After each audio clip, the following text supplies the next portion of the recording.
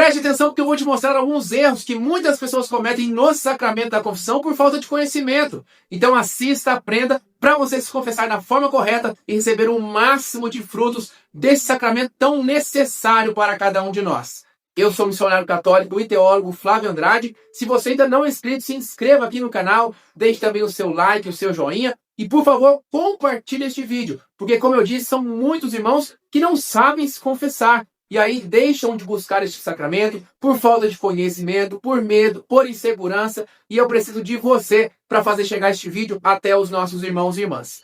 Mas a primeira coisa a respeito do sacramento da confissão não é atendimento psicológico, não é bate-papo, não é terapia. Você pode sim ter esse tipo de atendimento por parte do sacerdote, claro, dentro da possibilidade do atendimento dele, em um local adequado, em um momento adequado, mas não durante o sacramento da confissão.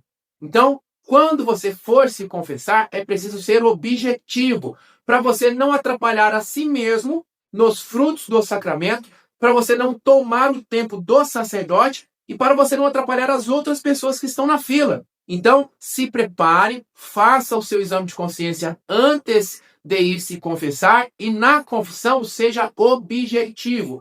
Não é bate-papo, não é atendimento psicológico. A segunda coisa, nos pecados você não precisa contar as circunstâncias. O que é que eu quero dizer para você?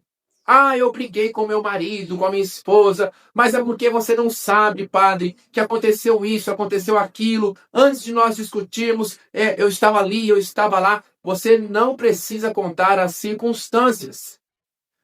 Eu acessei pornografia, porque não sei o quê, papapá, piriri. Você não precisa contar a história. Nem pode para não tomar o tempo também do sacerdote, seu, dos outros, etc, etc. Você vai listar os pecados e a quantidade aproximada de vezes que você cometeu aquele pecado. Aqui está um ponto também que poucas pessoas sabem, que você tem a obrigação de contar as vezes, listar as vezes que você cometeu aquele determinado pecado. Se você não se lembra exatamente, fale o número aproximado. E por que isso é tão importante? Para saber se você é uma pessoa que cometeu aquele pecado de forma esporádica, uma vez aqui, outra vez lá, ou se você é alguém que comete regularmente aquele pecado, se você tem de fato um vício, porque existe diferença. Padre, eu menti, faz 60 dias que eu não me confesso, menti 3 vezes. Durante 60 dias é um número relativamente pequeno. Menti durante 60 vezes. Opa, então você está mentindo todo dia. Padre, faz 60 dias que eu não me confesso. Faltei à Santa Missa 2 vezes. É algo pontual. Pecado grave, pecado mortal, sim, com certeza. Não deve ser feito, claro. Mas não é algo rotineiro que faz parte da sua vida. Agora, em 60 dias, eu faltei à Santa Missa 8 vezes. Então, você está tratando o preceito da Santa Missa com indiferença.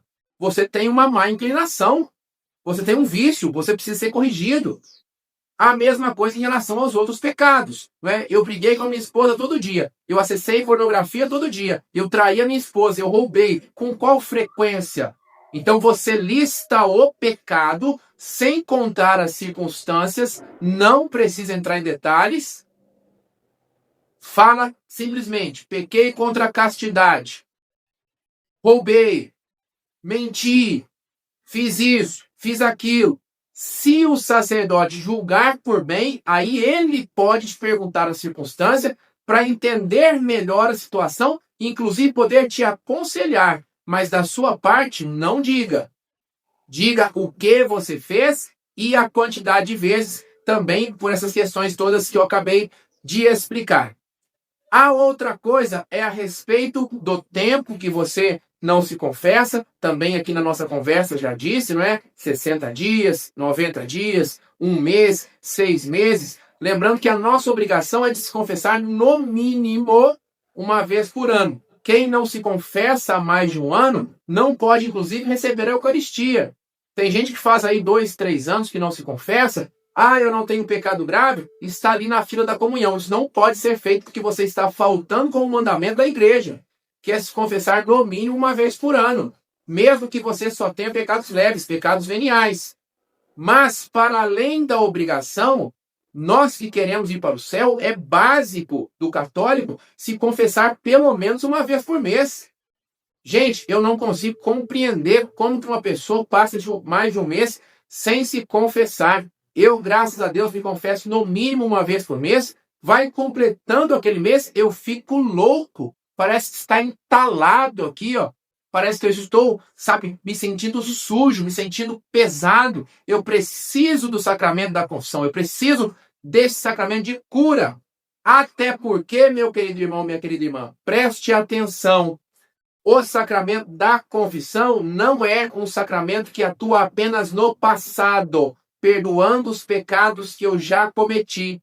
O sacramento da confissão atua também no futuro, prevenindo novos pecados, exorcizando as tentações, me fazendo mais forte, me curando. Por isso que ele é um sacramento de cura, me tornando mais robusto, mais capaz de dizer não ao pecado. Então, não é que eu vou me confessar somente quando eu pequei. Eu vou me confessar também para não pecar.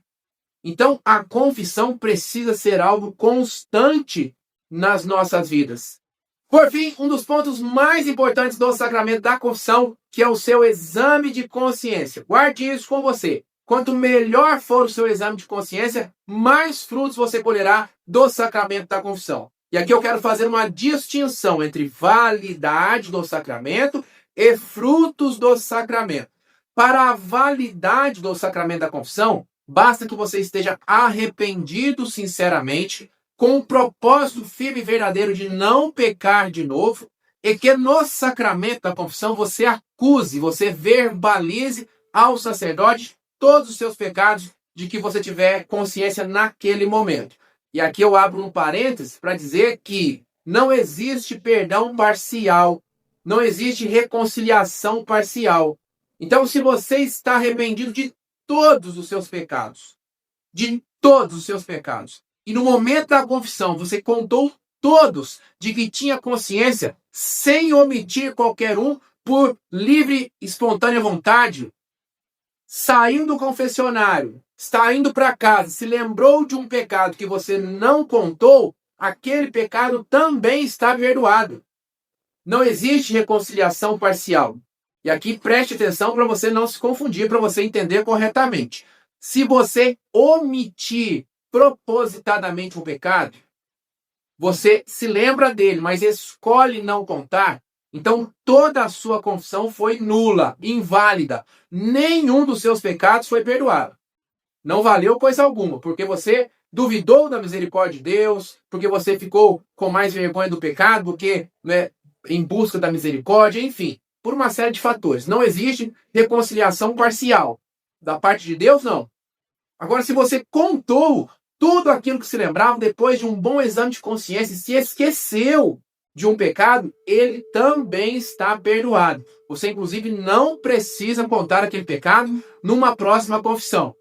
Mas, como eu disse, para a validade do sacramento, basta você estar arrependido, sinceramente, com o propósito de não pecar de novo, verbalizar, acusar para o sacerdote todos os pecados de que você tiver consciência e que o sacerdote te absolva como manda a Santa Igreja.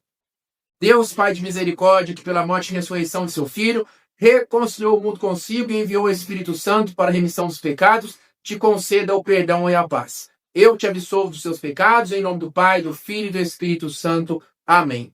Esta é a fórmula de absolvição. Precisa ser exatamente dessa maneira? É bom que seja, mas não é indispensável. Às vezes ele muda uma palavrinha ou outra, mas ele tem que te dar esta absolvição, conforme eu acabei de dizer para você aqui. Se vocês se conversaram, você acusou os pecados, falou aquilo que você tinha lembrança, mas o sacerdote esqueceu de te dar a absolvição, o sacramento não valeu. Fique atento a isso.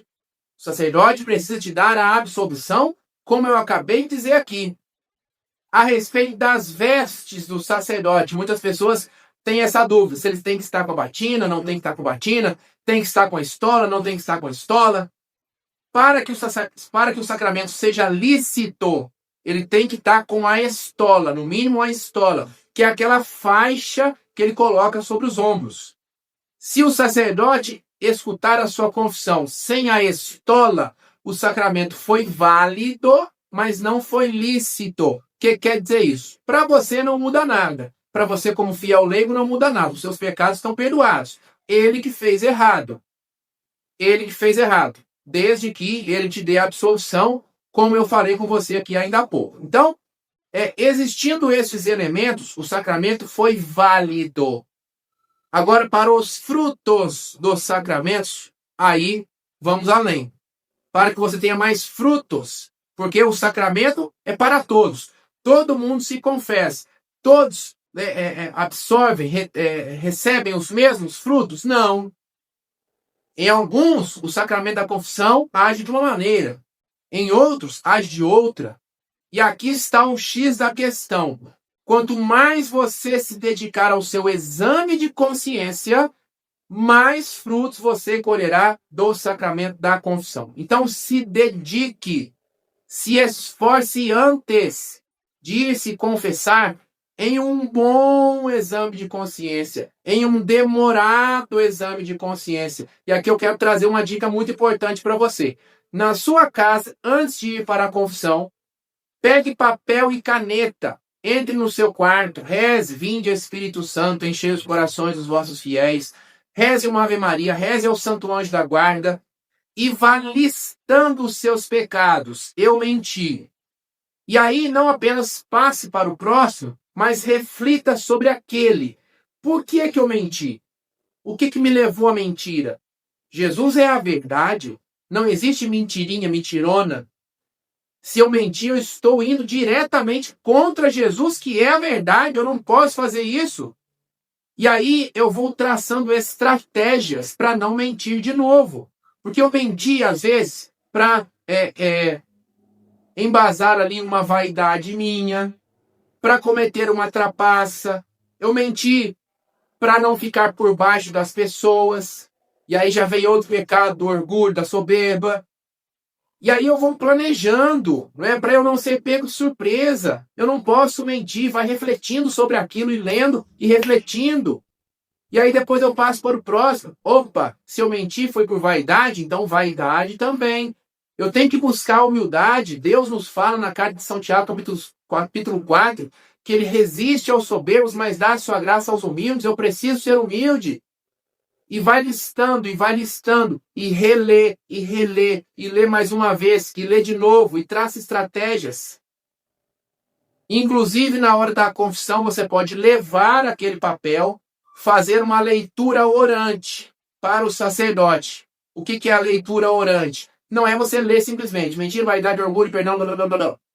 Você vai lendo. Aquele papel é para te auxiliar. Isso, inclusive, não é para você que fica muito nervoso, vai te auxiliar. Para você que esquece os seus pecados, vai te auxiliar. Você se confessa, você pode fazer isso, depois rasga ou queima esse papel. Faça isso, faça essa experiência, porque eu tenho certeza que os frutos desse sacramento serão muito maiores e muito melhores. E lembrando que eu falei ainda há pouco, a confissão não age apenas no passado, perdoando os pecados que você já cometeu. Age também no futuro, prevenindo novos pecados, impedindo que você peque de novo, que você caia de novo. Esse sacramento vai nos fortalecendo, nos santificando. Nós que não queremos, não podemos ofender nosso Senhor Jesus Cristo, nós que não podemos pecar, nós que não podemos ir para o céu, precisamos ter regularmente a vivência desse sacramento para sermos santos, para alcançarmos a graça de Deus e para irmos para o céu. Mais uma vez, peço a você que deixe aqui o seu like, o seu joinha, compartilhe este vídeo e escreva para mim aqui nos comentários. Você tem se confessado? Já se confessou este ano? Qual foi a sua última confissão? Escreva aqui para mim, por favor. Beijão para você, fique com Deus!